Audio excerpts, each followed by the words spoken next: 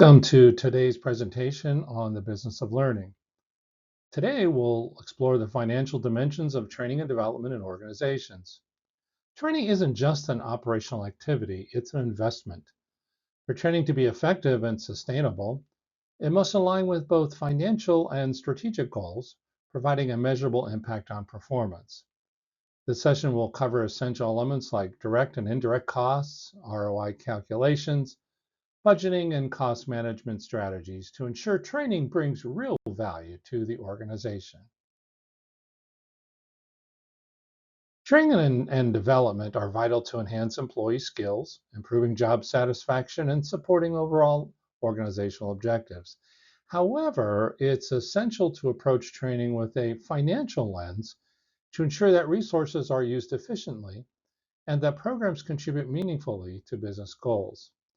Planning training and development with a clear financial strategy helps balance costs and benefits, maximizing the return on training investments.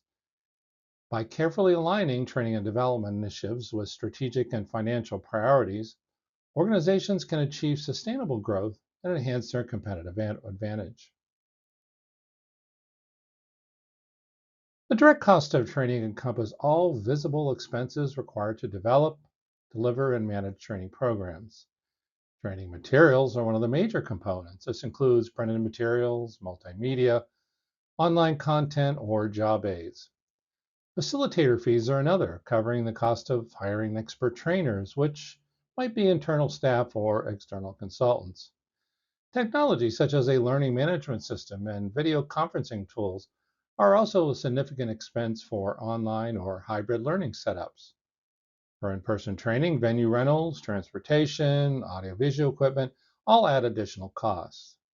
Now, finally, if the training includes certifications or accreditation, these fees contribute to the program's direct cost. Together, these direct expenses form the most visible part of a training budget. Indirect costs, though less apparent, significantly impact a training program's financial footprint. One key area is employee time. When employees attend training, they are temporarily away from their regular duties, which can lead to lost productivity. Additionally, the logistics of coordinating training, managing schedules, and tracking participant progress can be resource intensive. Lastly, the process of evaluating and following up on training outcomes, such as administrating assessments, conducting surveys, and providing continuous support, also incur costs. Though these indirect costs are not as visible as direct expenses, they are crucial for understanding the full financial commitment of a training program. To evaluate the effectiveness of training, organizations often calculate the return on investment, or ROI. This calculation involves subtracting training costs from the monetary benefits generated and dividing by the training cost, then multiplied by 100. Several benefits can be measured to assess ROI. For example, training may lead to productivity gains as employees perform tasks faster and with greater efficiency. Reduced errors, such as fewer mistakes in production or service, decreased rework, saving time and resources. Career development programs contribute to employee satisfaction, which can lead to better retention rates, reducing costs associated with turnover. Additionally, training that focuses on revenue generating skills such as sales or customer service can directly impact the organization's bottom line. By measuring ROI, organizations can justify their training investments with clear, quantifiable data.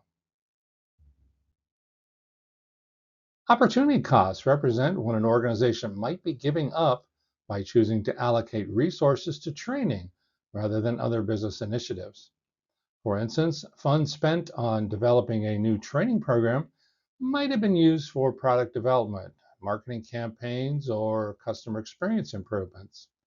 Now, it's essential to weigh these opportunity costs to ensure that investing in training aligns with organizational priorities. While training offers long-term gains, an organization must determine if it's the best allocation of resources relative to other potential investments. The goal is to assess whether the benefits of training outweigh the foregone opportunities in other critical areas. Beyond immediate financial returns, training and development yields substantial long term benefits that contribute to organizational resilience and adaptability. Enhanced efficiency allows employees to optimize processes, reducing operational costs in the long run. A well trained workforce is also more likely to drive innovation, as employees equipped with up to date knowledge are better positioned to solve problems and think creatively. Investing in leadership development supports succession planning, reducing the need for costly internal hiring by preparing employees for future leadership roles. These long term advantages provide a foundation for sustainable growth, making training a valuable investment in the organization's future. A cost benefit analysis, or CBA, helps organizations evaluate whether the benefits of a training program are justified as costs. Total costs encompass both direct expenses like materials and indirect costs such as lost productivity. Expected benefits such as productivity gains, greater employee engagement, and reduced turnover provide quantifiable returns on investment. However, intangible benefits like boosted morale, a positive workplace culture, and greater innovation capacity are also important to consider. These less tangible benefits often support long term organizational success by fostering a healthy, engaged, and innovative workforce. A positive cost benefit ratio signals that a training program provides sufficient value to justify the investment. Creating a budget for training and development requires allocating a portion of the organization's total resources specifically for employee development. Many organizations set aside between 1 to 4% of their payroll for training. Now, within that budget, it's essential to prioritize high impact training programs such as leadership development or technical skilling, which offers the highest potential return on investment. Some governments provide tax incentives, grants, or subsidies for training, particularly in high demand skills. By taking advantage of these options, organizations can reduce training costs while still delivering high quality development programs. Proper budgeting allows organizations to allocate resources to the most impactful areas while staying financially sustainable. In summary, effective financial management in training and development balances cost with measurable returns.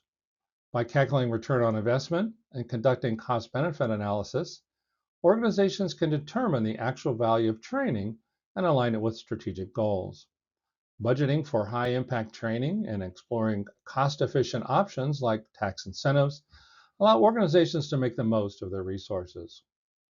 Prioritizing training and development investments in this way optimizes organizational growth, ensuring that training not only develops employees, but also contributes meaningful to the organizational overall success.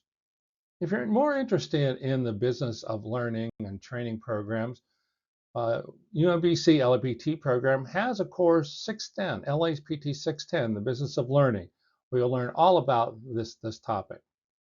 Thanks for your attention and see you in the next lesson.